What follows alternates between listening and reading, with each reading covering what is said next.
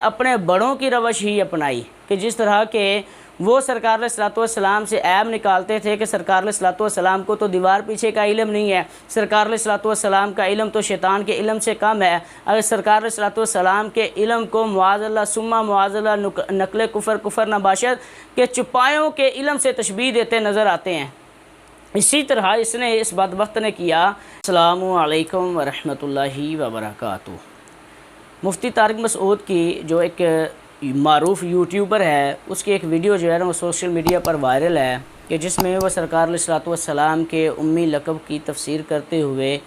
سرکار علیہ الصلوۃ والسلام کے کئی عیب بیان کرتا ہے، قرآن پاک کو غلط قرار دیتا ہے اور اس طرح کے مغلظات بکتا ہے۔ آئیے اس پر کچھ جو ہے نا وہ تفصیل سنتے ہیں۔ اس سے پہلے کہ ہم ایک شعر سنتے ہیں کہ انداز حسینوں کو سکھائے نہیں جاتے، امی لقبی ہوں تو پڑھائے نہیں جاتے، ہر کسی کی قسمت میں کہاں دیدار یار، ابو جہل کو محبوب دکھائے نہیں جاتے۔ تو یہ مطلب کہ اسی کی نسل سے ہے، لگتا تو اسی کی نسل سے ہے جس طرح کہ سرکار علیہ الصلوۃ والسلام کے عیب بیان کرتا نظر آتا ہے۔ سرکار علیہ الصلوۃ والسلام کا جو ایک عظیم لقب امی ہے، اس کے بارے میں وہ دریدہ دہانی کرتے ہوئے کہتا ہے کہ سرکار علیہ الصلوۃ والسلام لکھنا پڑھنا نہیں جانتے تھے، سرکار علیہ الصلوۃ والسلام کو لکھنا پڑھنا نہیں آتا تھا، جب بھی وحی نازل ہوتی کسی کاتب وحی کو بلاتے اور پھر جو ہے نا وہ وحی لکھواتے تھے۔ سرکار علیہ الصلوۃ والسلام کا لقب امی، اس کا معنی ہرگز وہ نہیں جو مفتی طارق مسعود نے بیان کیا ہے۔ اور وضاحت دیتے ہوئے جو ہے نا اس نے جو الفاظ کہے وہ بات میں اس پر جو ہے نا وہ تبصرہ کرتے ہیں کہ اس نے کیا کہا۔ ہرگز وہ مطلب نہیں ہے کہ جو اس نے بیان کیا کہ سرکار علیہ الصلوۃ والسلام لکھنا پڑھنا نہیں جانتے تھے۔ اس کے بڑوں نے تو اس کا ترجمہ ان پڑھ کیا، چلو وہ بھی کسی طرح سے اس میں کچھ نہ کچھ جو ہے نا حالانکہ غلط تھا لیکن اس میں کچھ نہ کچھ رعایت موجود تھی، لیکن اس نے جو ہے نا وہ واضح طور پر یہ کہہ دیا کہ سرکار علیہ الصلوۃ والسلام، بلکہ مطلب کہ کھلے الفاظ میں کہہ دیا کہ سرکار علیہ الصلوۃ والسلام جو ہے نا وہ لکھنا پڑھنا نہیں جانتے تھے، حالانکہ امی کا لقب ہوتا ہے بے پڑھا۔ آئیے قرآن سنتے ہیں کہ قرآن پاک جو ہے نا وہ اس کے بارے میں کیا کہتا ہے کہ کریم آقا صلی اللہ تعالیٰ علیہ وسلم لکھنا پڑھنا جانتے تھے یا نہیں جانتے تھے۔ سرکار علیہ الصلوۃ والسلام کے بارے میں ارشاد فرمایا الرحمن علم القرآن، کہ رحمان ہے اس نے سرکار علیہ الصلوۃ والسلام کو قرآن پاک سکھایا۔ اب سرکار علیہ الصلوۃ والسلام قرآن پاک جانتے ہیں، اور قرآن پاک کیا ہے؟ تبیانا لکل شیء، کہ قرآن پاک ہر چیز کو واضح بیان کرنے والا ہے۔ کریم آقا صلی اللہ تعالیٰ علیہ وسلم کو سکھانے والا کوئی دنیاوی استاذ نہیں ہے، سرکار علیہ الصلوۃ والسلام کو سکھانے والا خود مالک قدیر ہے، وہی کہ جس نے علم بالقلم، جس نے قلم کے ذریعے سکھایا، دا یوز آف دا قلم، یعنی کہ جس نے قلم چلانے کا طریقہ سکھایا، وہ مالک ہے۔ اور رب تبارک و تعالیٰ نے سرکار علیہ الصلوۃ والسلام کو یہ شان عطا فرمائی کہ دنیا میں کوئی بھی سرکار علیہ الصلوۃ والسلام کا استاذ نہیں ہے۔ دوسری بات کہ اس نے قرآن پاک کی ایک آیت کا ایک حرف بیان کرتے ہوئے کہا کہ کریم آقا صلی اللہ تعالیٰ علیہ وسلم جو ہے نا وہ جب بھی قرآن پاک نازل ہوتا، جب بھی وحی نازل ہوتی تو کسی نہ کسی صحابی کو بلاتے، کسی نہ کسی بھی کاتب وحی کو بلاتے، اور وہ جو ہے نا وہ آ کے قرآن پاک لکھتا تھا۔ اب دیکھیں کہ قرآن پاک کے لیے کاتب وحی کو بلانا کیا اس بات پر دلیل ہے کہ کریم آقا صلی اللہ تعالیٰ علیہ وسلم لکھنا پڑھنا نہیں جانتے تھے؟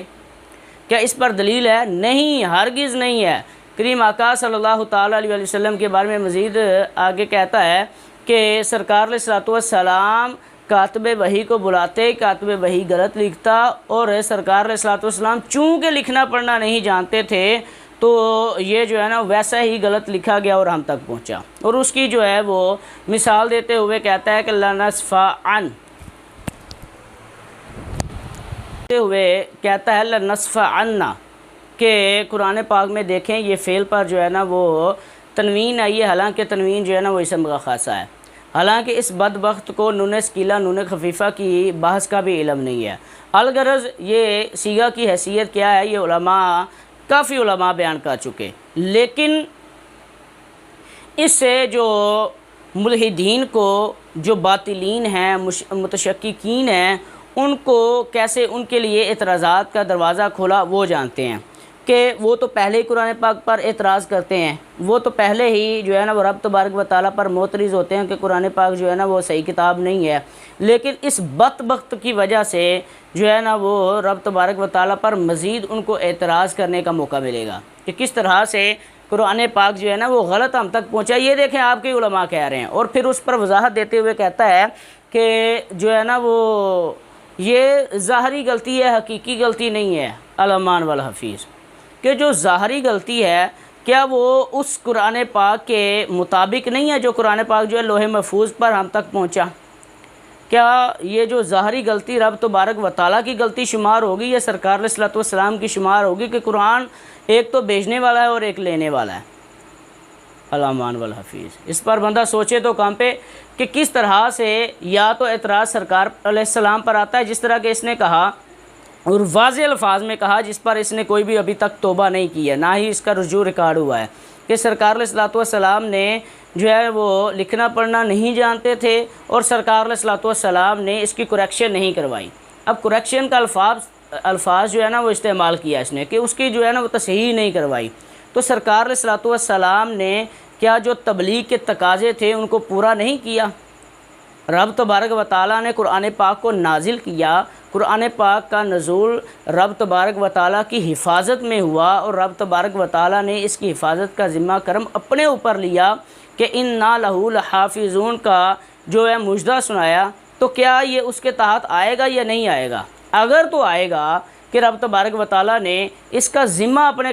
جو ہے نا حفاظت کا ذمہ اپنے ذمہ کرم پر لیا ہے،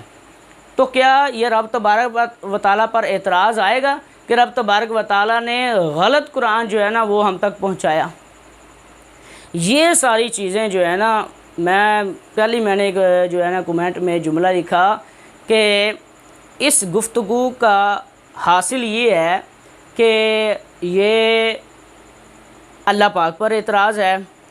قرآن پاک کی حفاظت پر اعتراض ہے، سرکار علیہ الصلوۃ والسلام کے علم پر اعتراض ہے، مفسرین پر اعتراض ہے، صحابہ پر اعتراض ہے، اور یہ گند دیوبند سے ہی جاری ہو سکتا ہے۔ حالانکہ سنی علماء ہمیشہ سے شعار اسلام اور جو قرآن پاک ہے یا دیگر جو ہے شعار ہیں ان کی حفاظت کرتے نظر آئے ہیں، ان پر جو اعتراضات ہوتے ہیں ان کے منہ توڑ جواب دیتے نظر آئے ہیں، اور لیکن یہ ثابت ہو گیا کہ اس نے اپنے بڑوں کی روش ہی اپنائی کہ جس طرح کہ وہ سرکار علیہ الصلوۃ والسلام سے عیب نکالتے تھے کہ سرکار علیہ الصلوۃ والسلام کو تو دیوار پیچھے کا علم نہیں ہے، سرکار علیہ الصلوۃ والسلام کا علم تو شیطان کے علم سے کم ہے، اگر سرکار علیہ الصلوۃ والسلام کے علم کو معاذ اللہ ثم معاذ اللہ نقل کفر نباشت کے چپایوں کے علم سے تشبیہ دیتے نظر آتے ہیں۔ اسی طرح اس نے اس بدبخت نے کیا، یہ تو سوشل میڈیا کا دور ہے، چلیں جی اس کی ویڈیو وائرل ہوگی، لاکھوں لوگوں تک پہنچ گئی، کروڑوں لوگوں تک پہنچ گئی، لیکن جو گند دیوبند سے ان کی کتابوں میں جاری ہوا ہے وہ تو ابھی تک جو ہے نا وہ صرف خواص تک ہی پہنچا ہے نا۔ وہ تو جس طرح سے انہوں نے بدبختیاں کی اور جس سے اہل سنت میں اور دیوبند میں اختلاف ہوا وہ کفری عبارات کی وجہ سے ہوا کہ کس طرح سے انہوں نے اس جو گند تھا سرکار علیہ الصلوۃ والسلام پر اعتراضات تھے ان کا جو ہے نا وہ دفاع کرنا شروع کر دیا تھا۔ تو اس لیے میں اکثر اپنے دوستوں سے کہا کرتا ہوں یار اگر کچھ سیکھنا ہے تو اپنے علماء سے سیکھو، اگر کسی قسم کا کوئی اعتراض آتا ہے تو اپنے علماء سے رابطہ کرو، علماء اہل سنت جو ہے نا وہ جب جواب دیں گے وہ جواب حقیقی جواب ہوگا، ورنہ ان کے بس میں جو ہے نا وہ قرآن کی نہ تو حفاظت جو ہے نا وہ ان کے بس میں ہے، نہ سرکار علیہ الصلوۃ والسلام کی عزت کی حفاظت اور نہ صحابہ و تابعین اور نہ اہل بیت کی عزت کی حفاظت ان کے بس کی بات ہے۔ واللہ اعلم ورسولہ عالم عز و جل و صلی اللہ تعالی علیہ وسلم۔